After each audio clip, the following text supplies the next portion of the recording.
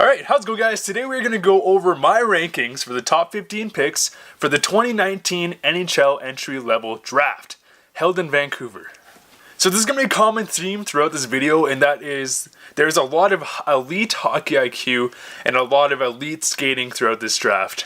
So obviously the NHL, and just hockey just in general, is putting a heavy emphasis on skating. And because of that, in the past couple drafts, we are seeing a lot of elite level skaters coming into them. This draft is no exception. There's a lot of top end talent, just really great skaters, and it's really an important attribute when ranking prospects nowadays. Because if they don't have great skating, it's kind of hard to develop it down the road, versus not everyone can develop their skating after a certain time. Obviously, they can develop to up to some point, but when you're young and getting to the roots, it's really important that you have that elite level skating.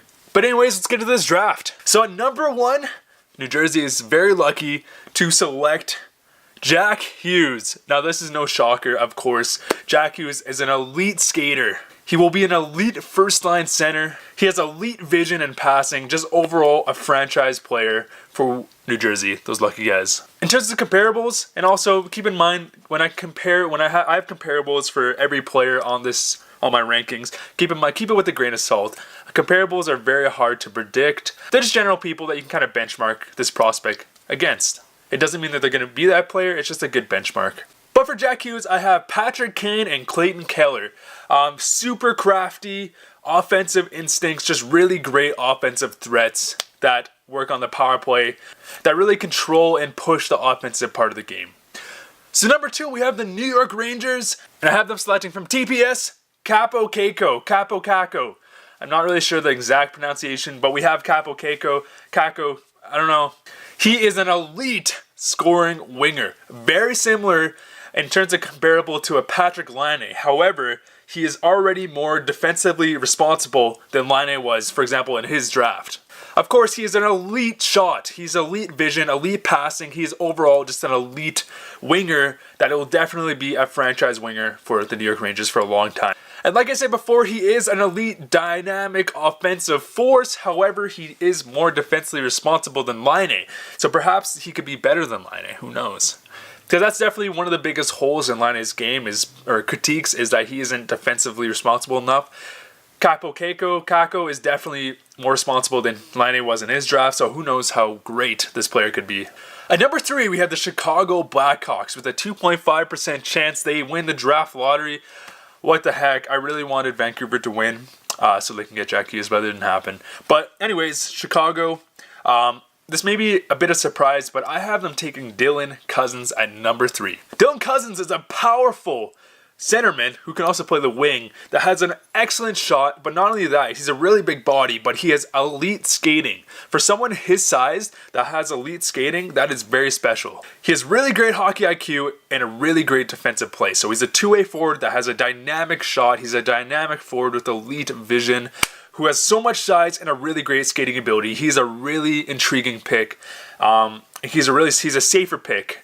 He's a safer pick, and he's going to be great on Chicago, who may need a center or winger. He can play both. In terms of a comparable, his was a little bit tougher, but I chose Mark Scheifele.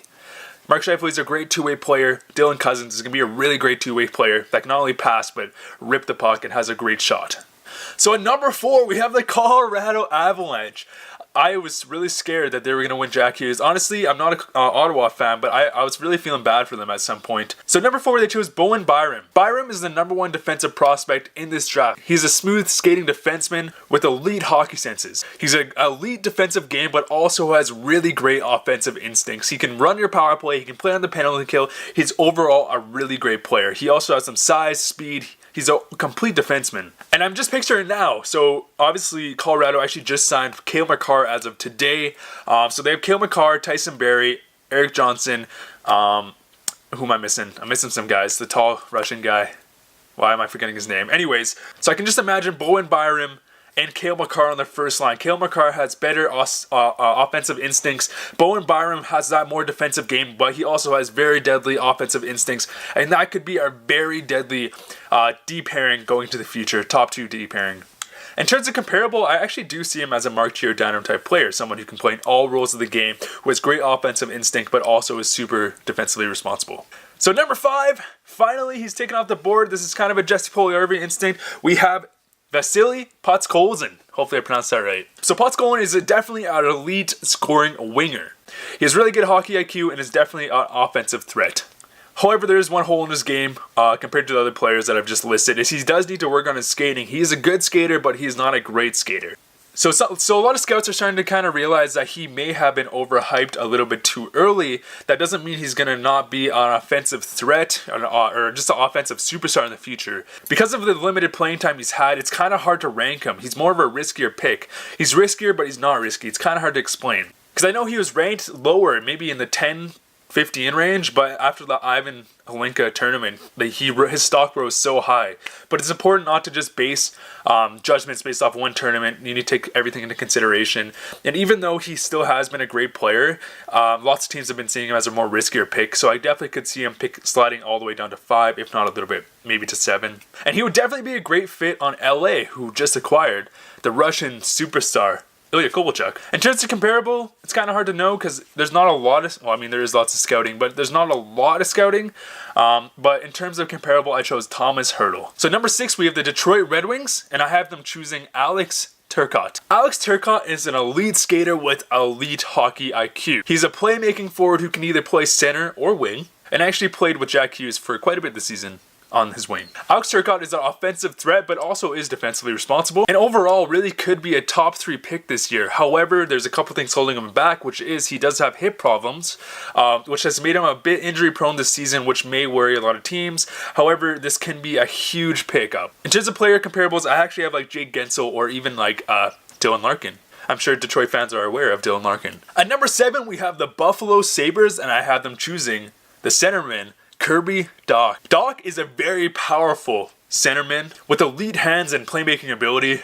He's kind of the opposite of Cousins. Cousins is more of a shot first. Dach is more of a pass first. And Kirby really could be a top 3 pick in this draft. However, he did have a little bit of consistency issues this year.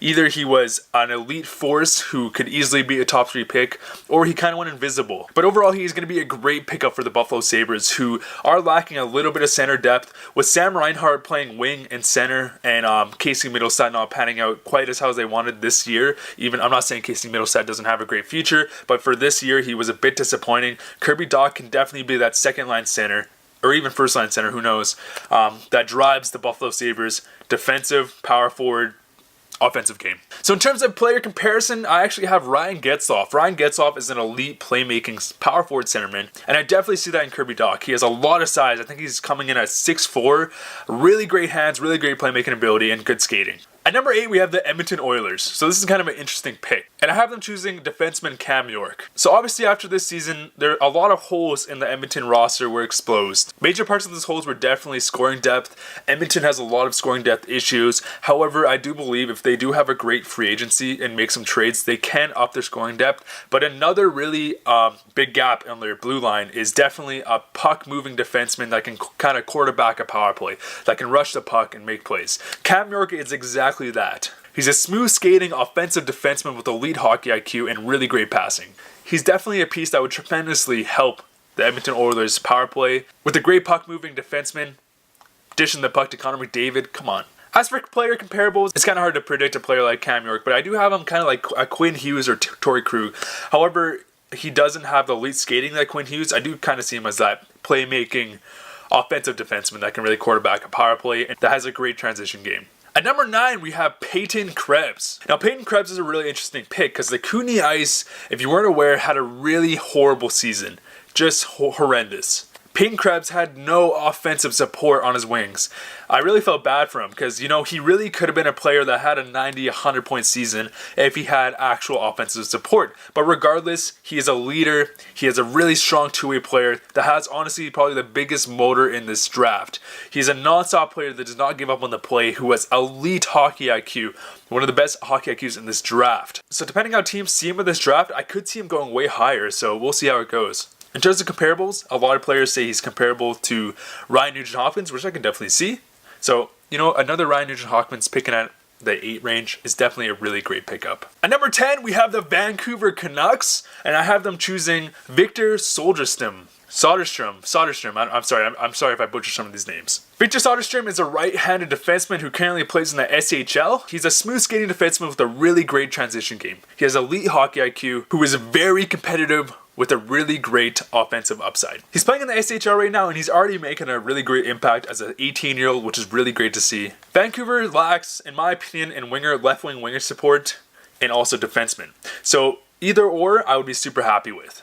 Picking up a right-handed defenseman to play along Quinn Hughes or Olli Levy is definitely going to be a really great thing for the Canucks.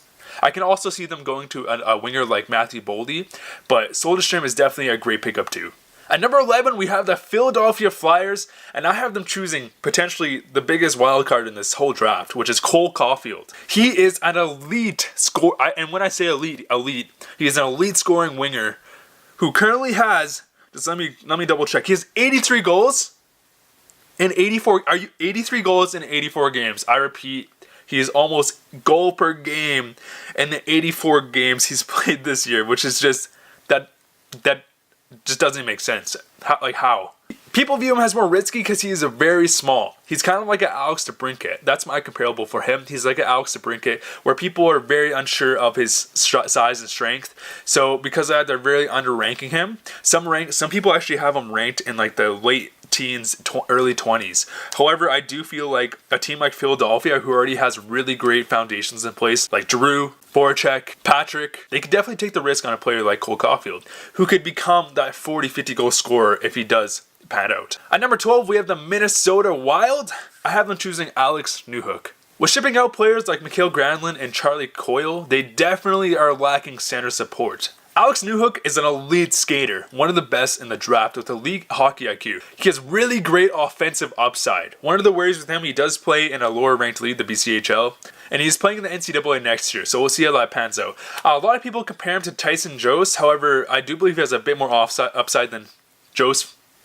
I know Jost hasn't had the greatest 2 years in the NHL so far, but he's still super young, so I still believe Jost has a really good shot at being a great player.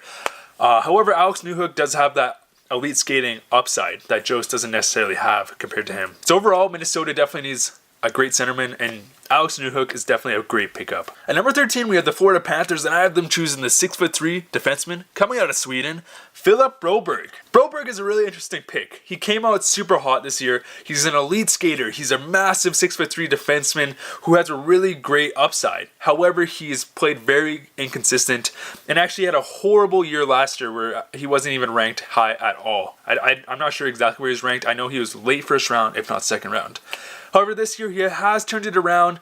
He has been looked at for his great skating ability. He has elite skating ability, and this guy's 6'3". He's a powerful defenseman, so that is very intriguing. He has a strong transition game and is able to single-handedly carry the puck every time because of his elite skating ability. However, he does lack strong puck control, so that's definitely something he can work on. And for comparable, I have him compared to Victor Hedman. Of course, take that with a grain of salt. Comparing him to Victor Hedman, he's just a great skating, large defenseman who can quarterback your power play and just be that defensive and offensive threat. At number 14, we have the Arizona Coyotes. So these next two picks you can kind of interchange, in my opinion, but we have them choosing Matthew Boldy. Matthew Boldy is single-handedly the best two-way forward in this whole draft. He can do everything. He can go on the power play. He can go on the penalty kill. He can do everything. He's great at everything, but he's not amazing at everything. He has elite hockey senses and is definitely a can't-miss pick. I kind of see him as kind of an Oliver Wahlstrom type player. So that's I believe he was picked 12th or 13th overall at last year's draft by the New York Islanders. In fact, he's also playing at Boston College, which is the same route Oliver Wahlstrom did. But overall, just a really can't-miss pick. At number 15, we have the Montreal Canadiens. Montreal is definitely lacking centermen, so they can definitely use another centerman. And because of that, I have them choosing Trevor Zegras. Trevor Zegras is a great two-way forward with elite scoring ability. He's a great skater, a great passer, and a great goal scorer. So overall, he is also a complete package. Kind of like a Matthew Boldy, but on center. Not as great as a two-way game, but still a can't-miss pick.